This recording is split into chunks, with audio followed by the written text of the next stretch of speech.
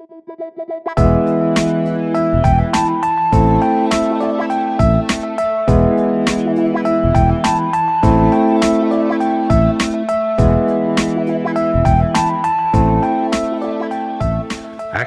is the name of an intaglio process applied to metal plates and used in conjunction with a procedure of biting with acid to create tonal effects. It's often applied in conjunction with other intaglio techniques like hard ground and soft ground to allow for the production of line and tone. It was invented in the middle of the 15th century to duplicate the effects of a watercolour wash. When working in the printmaking studios, students need to wear appropriate clothing and enclosed shoes. Lab coats are also provided. When encountering hazardous processes, you must wear additional PPE, so check the signage in the Intaglio studio that indicates the necessary PPE to be worn. Water will bead over the surface if there's grease on a plate. Degrease your plate using a paste made from calcium carbonate and household grade cloudy ammonia. Use the designated area and wear appropriate PPE including nitrile gloves.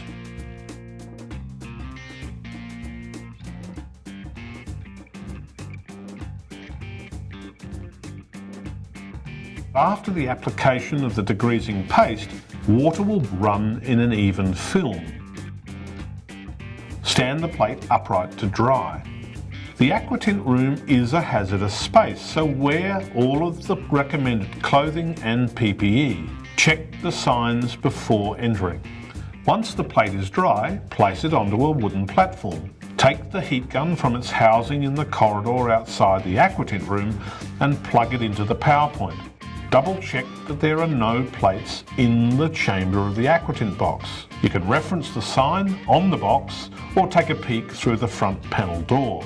Turn the handle of the box in a clockwise direction, making approximately 15 to 20 revolutions. The crushed resin dust in the box will be forced to the top of the chamber, and then it'll begin to slowly descend.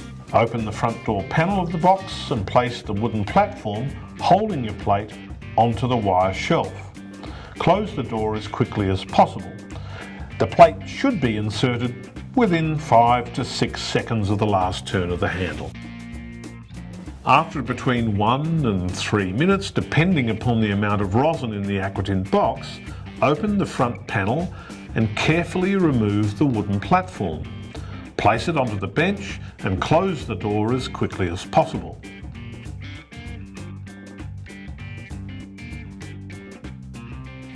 After checking that you've got adequate dust coverage, remove the plate from the wooden platform and carefully position it onto the mesh grill. Take care not to disturb any of the rosin dust. Turn the heat gun on with the nozzle facing away from yourself or any other person because the heat generated will burn skin. Position the nozzle under the plate on the mesh grill and melt the rosin until it's transparent. For best results, melt from the centre of the plate to the edges. Don't undermelt the plate, as your Aquatint could break down in the acid. And if you overmelt it, nothing is going to happen because it will act as a total resist. Once you've finished your melting, allow time for the plate to cool. Turn off the heat gun and return it to its housing in the corridor outside the room, and take care not to touch the nozzle as that will be very hot. The plate is now ready for acid biting. Discuss with your lecturer an etching plan with biting times to create the tonal values.